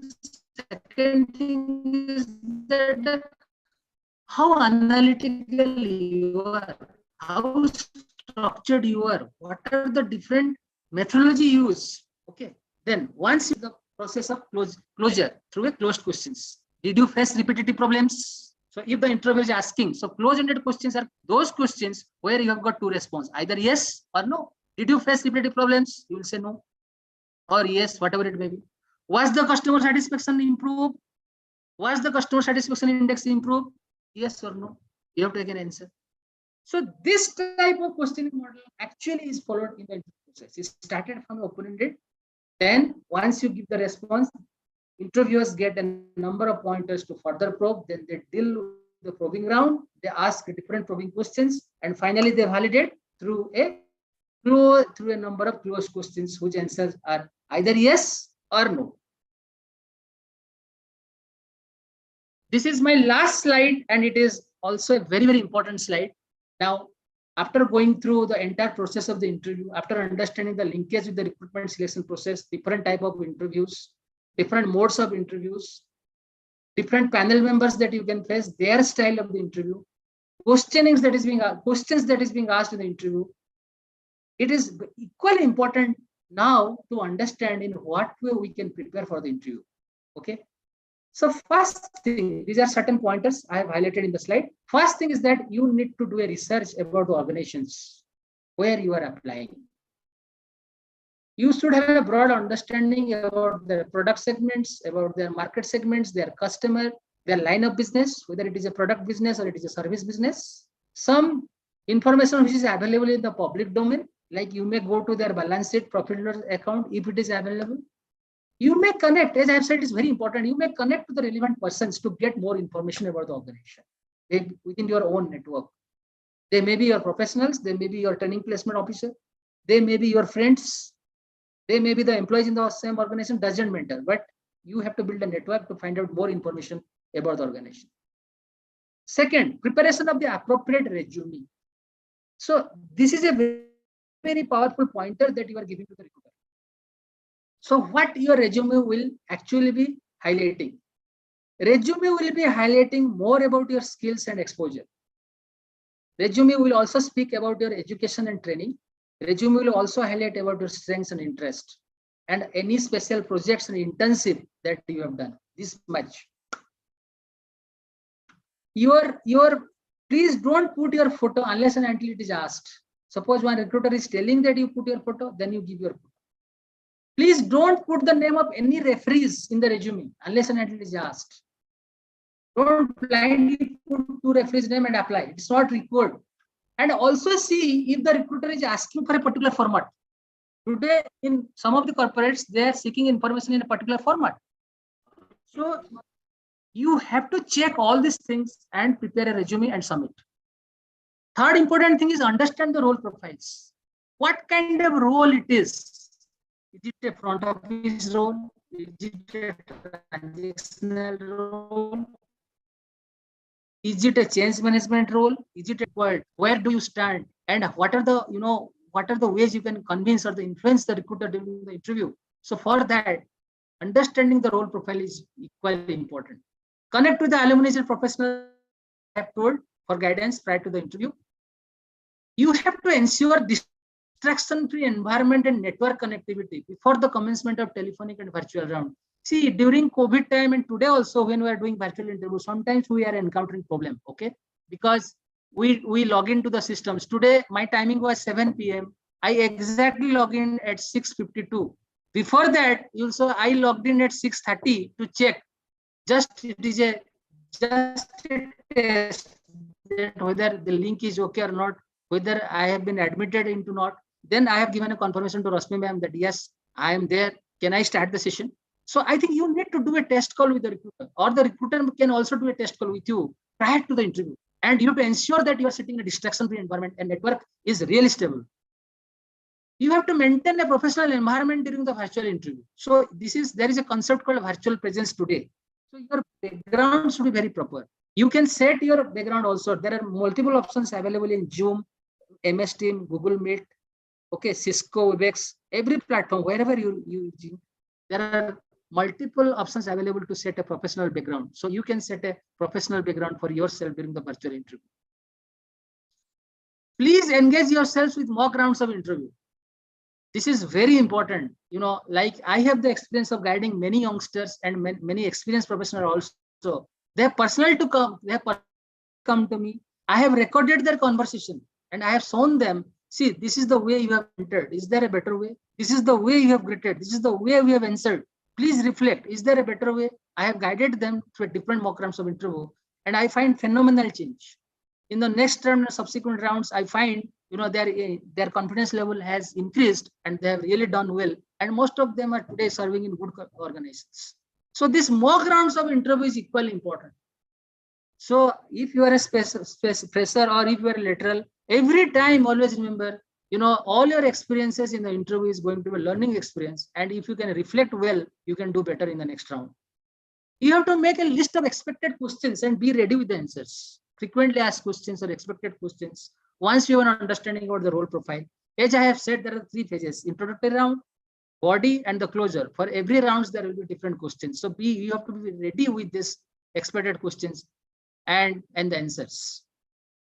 Kindly take a note of timings and date. Be ready before 15 minutes of interview. I have already addressed this point, but it is very important. Don't be in a hurry to log in. Okay. And please check about your face, your attire, everything before you address or before you enter to the interview hall or you are joining any virtual meeting. You have to check those things very carefully. You have to give stress to your fundamental orientation in the domain. If you are in the finance domain, if you are in the marketing domain, if you are in the domain, operation domain, okay, never forget about your fundamentals. In most of the interviews, the fundamental will be checked. So if you cannot answer the fundamental questions, I think this is a disqualifier for you. So always give stress to your fundamental orientation in your own domain. Time is always limited. Okay. So you should not tell stories. You have to, listen carefully what has been asked, and you have to provide specific answers with facts, with examples. For situation-based questions, always remember, here interviewer is checking how creatively you are generating options. It is not that some answer is right, some answer is wrong, but how creatively you are generating different options, and then how you are evaluating all the options and you are reaching to the solution. You are identifying the best one. If you are given the opportunity to ask questions, then ask relevant questions about the role, career progression, growth during the summation round, this is the closure round. And also, finally, as one of our participants has rightly asked and I have answered, again I have repeated, be realistic about the salary expectations, particularly for the lateral profiles. You have to be realistic about salary expectation. You have to do a so HR professionals, they thorough work, they do a thorough study, they use thorough benchmarks to decide the salary level of the persons. So you have to be very realistic about the salary expectations. So these are before the interview, I think you have to program your mind positively. So you have to think that this is a great opportunity and you have earned it through your hard work. So best of luck, because 75% is over, 25% is waiting for me, and I will definitely, I will be very, very successful. I will cross it. I cross this hurdle very, very successfully. Believe in yourself and your ability to perform well in the interview and in this role. So good luck. So you have to believe yourself and your ability to perform well. No matter what happens, this is a great opportunity of learning and growth. Best wishes. So even I've said arithmetically it is 50-50, not to worry at all. Whatever it is going to happen, it is an opportunity for learning and reflection. You have all the assets to reach this goal. I am looking forward to hearing good news about the interview. So you have to talk, you have to do a positive self-talk that yes, I am looking forward to hearing the good news about this interview. Try not to be nervous. Remember, you are qualified and have a high potential to succeed. So all the very best. With this is the end of my presentation. I wish all the very best to all of you. And now again, the house is open for question.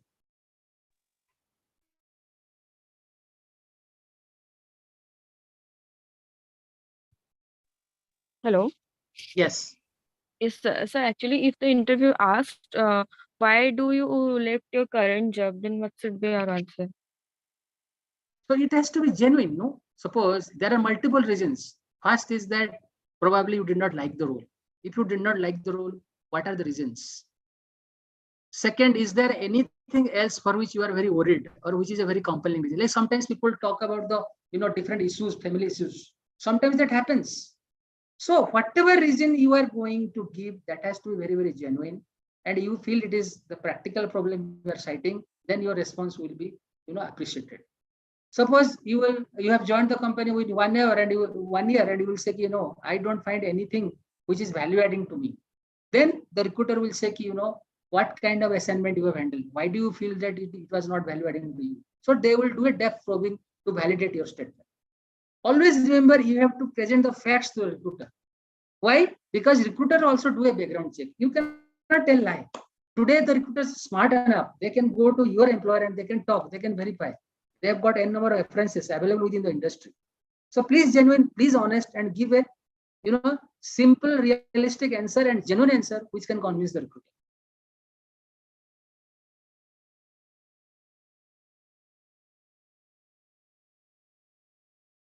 Have I answered your question? Yes, sir. Have I answered? Yes. Next question, please.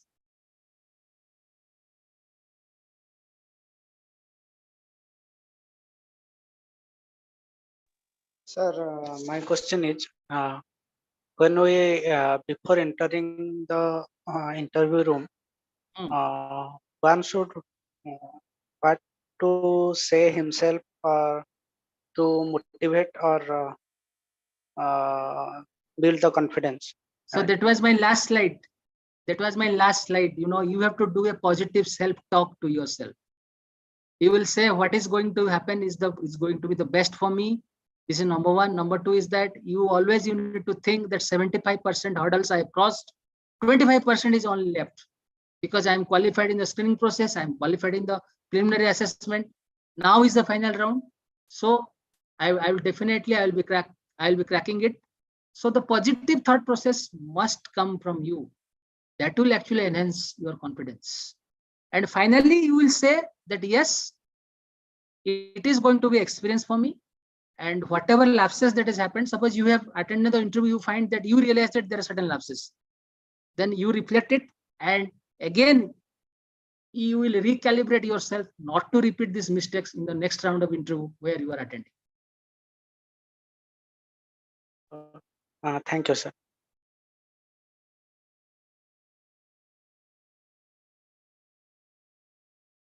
Next, please.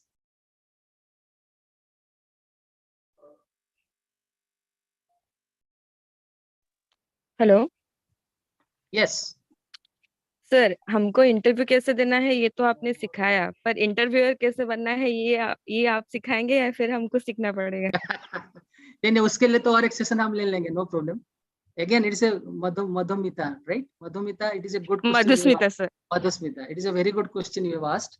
So, capability of an interviewer. I think we are today at a corporate, I anchor sessions about the interviewing skills. Interviewing skills is a unique program where actually we tell the line managers how you can be a good interviewer. So that is altogether a different programs or different interactions. Okay. So if you are interested, definitely you can contact me. I can help you. Okay, sure, sir. So you are working somewhere, Madhusmita? Yes, sir. I'm working. Okay.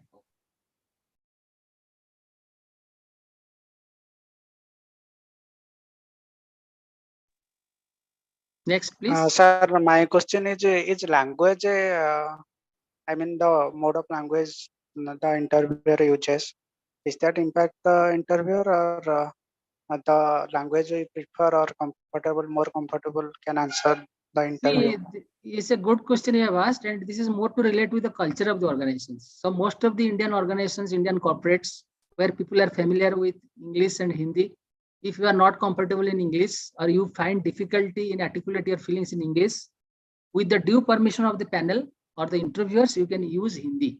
And we also give opportunity, particularly for fresh level positions, junior level positions, this is okay. But for a fairly senior level positions, I think it's sometimes very difficult, when we find that, there is articulation issue. So that is not, is a good gesture from a candidate. But for a multinational company where there are cultural issues, where you will find, you can find diverse teams from different cultures, where the medium of the communication is English. There, I think, you have to be very strict in your communication and articulation in English. So there are two probabilities. But however, I have said, language is never a barrier to express your feelings. And if you are confident in expressing something in Hindi or in regional language where you find that interviewer, they can understand the regional language, you can express with their permission. Okay, thank you, sir.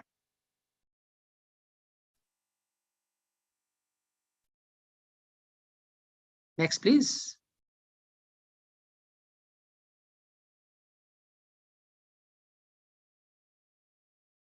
Next, please.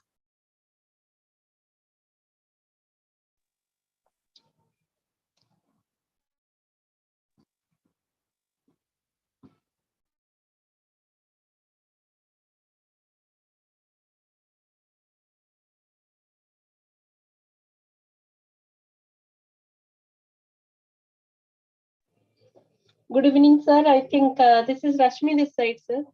Yes, Rashmi, madam. I think the student have cleared all the doubts, I think, and I was there in the class. I find the class is very interactive. Hello. You have given so many tips on facing how to face an interview, and during the interview, how to handle yourself. That is very essential because sometimes during the interview we lost the touch because of fear, or maybe it is lack of confidence. I enjoyed the session, sir. I hope our student also have the same, thinking that they also enjoyed this session. I think, sir, time is running out. If the student does not have any other questions, so we have to wind it up, sir. So with your due permission. Thank you very much, Rasmi madam, and I really appreciate your Sir, I have a question, sir. Sure, Okay. please. Sorry to interrupt, sir, but I have a question that how to answer what we have. Interviewer asked that a question that we don't have an answer, sir. So how we answer, sir, that way? How to answer what the interviewer is How asking? to Is that answer, your sir? query? Is that your Yes, query? sir. Okay, Yes, okay, sir. good, Dheeraj, good question. So first of all, as I have said, I think your focus and attention, this is one of the critical thing. You should first listen the questions very carefully. Sometimes what I find, the candidates, they lost. No, sir. attention. Actually, the problem is that if we don't have answer, no, sir, what we will answer on that question, sir. That's why. Let me complete. Actually, I can explain. He is asking that if the interviewer asked a question and we don't have answer to that, so how to answer that question? Yes, sir. Yeah. That's my query, sir. So it is a very good question you have asked, Dheeraj, and I truly appreciate. Please tell me one person in this earth whom we have met who is having answer to all queries. You cannot find a single person except probably Almighty and the God. Okay, having said this, it is always better to give a very, very honest answer to the recruiter that, sorry, sir, I don't have any idea about this, what you have asked. But having said this, I will definitely explore this to learn. This very, very important, and never go to that mode of bluffing or assuming or presuming something which you really don't know. So I come across two type of candidates. One type of candidate who really straight cut after listening to the query, they will say, sorry, sir, I do not know this, but I find this question to be very, very interesting. I will definitely learn or research about it. But second kind of candidates, without having any knowledge, without any exposure, having any relevant exposure, they give some random answer which goes, against the candidature of the candidate, which leads to the rejection. So always remember that please be honest. If you really don't know, with all honesty and humility, you say, sorry, sir, I do not know this. I will try to know this or try to learn this. Dheeraj, have I answered your query? Yes, sir. In YouTube session and all, there is one interviews. Those are saying that I will study for this and I will learn this about this question and all. That's why, sir. Correct. That's right. Yes, sir. But sir, the easy solution to say that I have a question, but this is not a query. No, I could not get you, Dheeraj, what you are saying. Please repeat. That's the solution is there, but the query is so difficult that we cannot say that. You cannot say that means? Means, sir, I can speak in English, sir. Yeah, please. You can speak in English, yes, Odia, Hindi, anything. I can understand it. Odia also, Hindi also. Don't worry. Yes, sir. Sir वो चाहता है बोलने को, लेकिन उसके मतलब मन में कुछ है नहीं कि जो आंसर आता है, और वो जानता भी नहीं है वो चीज को आंसर लेने के लिए, सर आंसर देने के लिए और लेने के लिए। वही एक प्रॉब्लम वही आता है सर कि फेस करें। अगर वो क्वेश्चन जानता है, क्वेश्चन का आंसर जानता है, वो बोल भी नहीं पाता है, बट वो आंसर मतलब बोल भी नहीं सकता है। अगर वो चीज है तो सी धीरज, अगर ये चीज है तो that will goes against the candidate, because the interviewer only observe that what you have responded. Interviewer तो आपका दिमाग का अंदर जा नहीं सकता ना। Please hope you are understanding what I am saying. मैं धीरज का अंदर नहीं जा सकता हूँ कि धीरज का अंदर में क्या है, धीरज मेरे को कैसे रेस्पॉन्ड दिया, धीरज में जो पूछा, धीरज का वे ऑफ कन्वर्सेशन कैसे था, उसका एनालिटिकल पावर कैसे था, रेस्पॉन्स कैसे था, उसका आई कॉन्टेक्ट कैसे था, उसका ओवरऑल पर्सनालिटी कैसे था।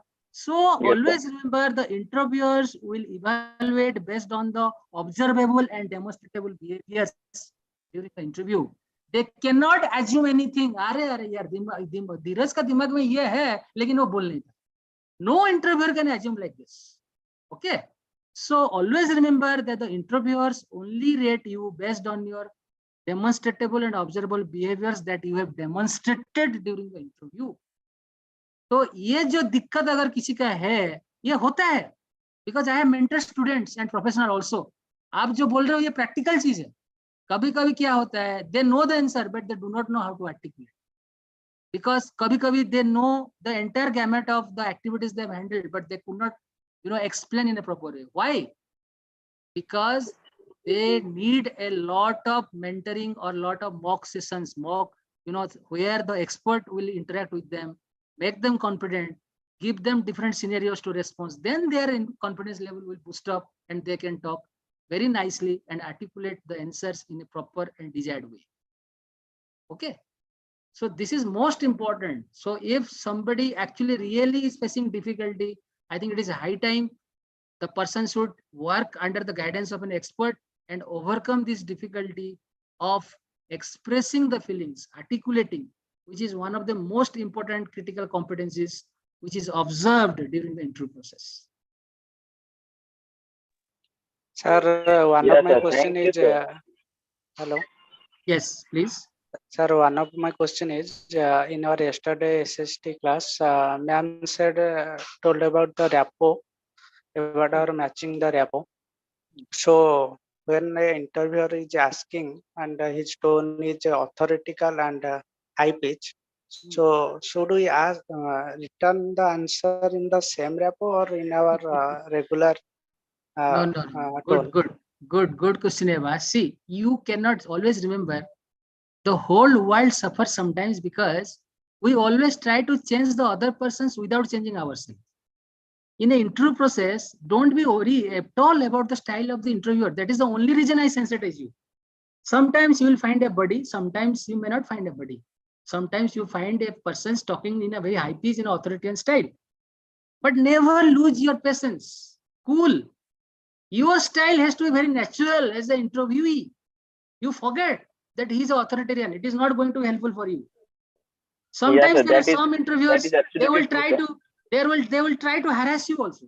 They will intentionally try to harass you to find out how you are responding. They will put you to a stress situation to understand how you are dealing with pressure. So don't worry for it. Don't look to the style of interviewer. You look to yourself. Be mature enough. Maintain a appropriate, momentum. Make yourself cool, calm, and respond. That is the best way to address, irrespective of the style of the interview. Okay, thank you, sir. Thank you so much, sir. Welcome. I think, sir, time is over and your session is very interactive, sir. And you have cleared all the doubts. So thank you so much, sir, from the family DDC. I thank you, say thank you so much to you, sir. Thank you, sir. Thank you, Rasmi ma'am, and thank you all members of DDC. Thank you all the students. I Thank wish you, you sir. all a bright future. Thank you, sir. Thank Do you so best much, sir. in life. Okay. Thank you, Thank sir, you. Good for night. this Good powerful night, sir. session. Thank you, sir. Good night. Good night, sir. Good night, Rasmi ma'am. Good night, sir. Good night, Asmin. Sir, good night. Good night to all. All the best. Thank you, sir, again. Thank you, sir. Thank you.